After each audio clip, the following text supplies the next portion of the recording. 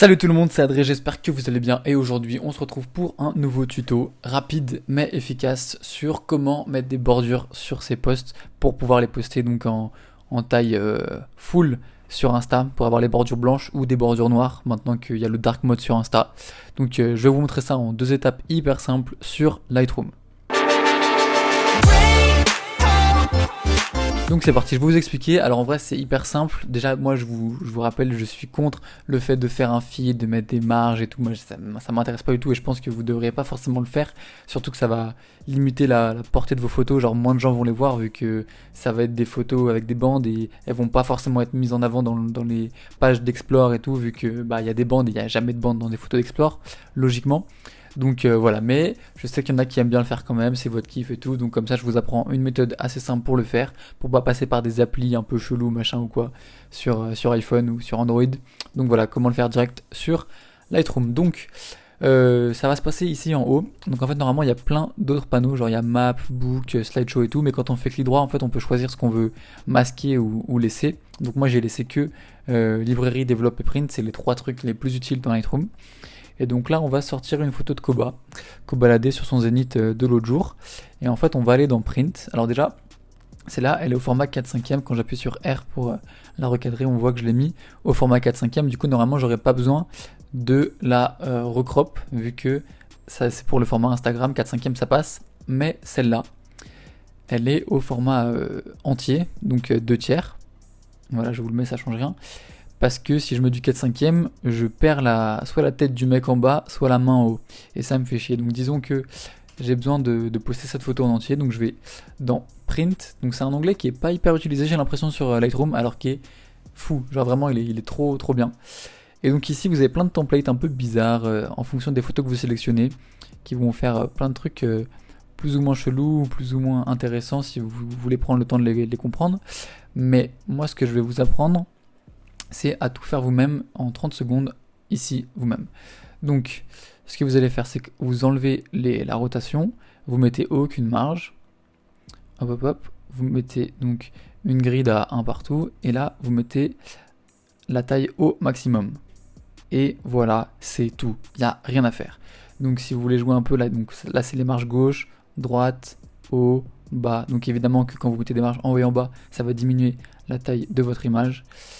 Mais si vous mettez tout à 0, que vous mettez votre image au maximum, bah vous avez rien d'autre à faire. Si vous cliquez sur le truc zoom pour remplir, en fait ça va remplir l'image, donc il ne faut pas que ça soit coché. Pareil, la rotation en fonction de comment vous mettez vos marges et vous mettez votre taille, ça va faire une rotation, donc le mettez pas. Et bref, de toute façon vous avez compris. Et un autre truc, page background color, c'est ça, vous cliquez dessus. Donc ça c'est pour du blanc, vous le mettez en blanc. Et si vous voulez en noir, vous le mettez en noir. Donc disons que moi je vais le mettre en noir parce que j'ai le dark mode et je trouve ça cool. Voilà. Et donc c'est ici que ça se passe ensuite à la fin. Print job. Donc vous choisissez JPEG, vous n'allez pas l'imprimer avec une imprimante. Vous mettez pas le mode brouillon. Résolution 72 dpi, c'est parfait pour l'impression, enfin pour du numérique, donc c'est nickel. Print sharpening, vous n'êtes pas obligé, vous faites ce que vous voulez. JPEG qualité à fond. Et donc les dimensions. Ah oui, c'est ça que j'ai pas dit aussi. Ça dépend si vous voulez un format carré ou un format vertical. C'est-à-dire que est-ce que vous voulez une photo, un post Instagram carré avec des bordures ou quand même un post Instagram vertical avec des bordures. Donc si vous voulez un post Instagram vertical, c'est 1080 par 1350. Ça change pas grand chose, c'est juste dans l'autre sens. Et donc là, vous revenez juste en haut pour remettre à fond. Voilà. Du coup, vous aurez juste des petites marges noires ou blanches. Donc, vas-y, on va remettre en blanc juste pour vous montrer comment tout se fait en 2 secondes et c'est hyper simple. Hop, voilà. Vous vous assurez bien que ça soit à fond, 0,0100. Ok. Donc voilà. Et si vous voulez que ça soit du carré, 1080 par 1080. Et là, on voit les marges qui ont changé. Attends, je vous le mets en... Je vous le remontre. 1350 par 1350, c'était comme ça, avec un tout petit peu de marge, et si je remets en carré, 1080 par 1080, c'est comme ça.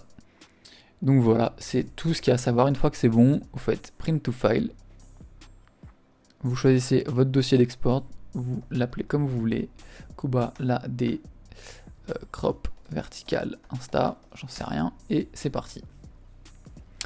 Voilà, c'est tout ce qu'il faut savoir. Si vous voulez apprendre à faire d'autres trucs, genre gérer votre feed avec ça, j'ai un autre tuto qui est sur ça, et je pense que je referai une autre vidéo pour développer un peu tout ce qui est possible de faire avec ce truc print, mais juste pour vous montrer 2 secondes. On peut avoir un rendu comme ça pour préparer votre feed ou pour bouger des posts, etc. Ou en 3x3 ou ce que vous voulez. Et du coup en bas, vous pouvez désélectionner ou sélectionner des posts pour changer, pour modifier, pour faire ce que vous voulez. Donc voilà, j'ai une vidéo entièrement sur ça si vous voulez la regarder. Et en attendant, je crois que je vous ai appris l'essentiel hyper rapidement. Donc c'était cool, c'était efficace. Je vous poste ça demain. Donc là on est mardi soir. Comme ça, vous avez votre petite vidéo du mercredi. Et je vous dis à la prochaine pour un nouveau tuto, j'espère que ça vous aura été utile. Si ça vous a été utile, n'hésitez pas à le partager à vos potes, sur Insta, sur Twitter, propagez le lien comme il se doit, ma chaîne YouTube, tout ça. Et voilà, ça me fait plaisir de pouvoir vous aider à apprendre plein de trucs, à être productif et à faire des trucs plus rapidement et plus efficacement. Donc voilà, c'était Adrien, on se retrouve pour une nouvelle vidéo. A plus, ciao.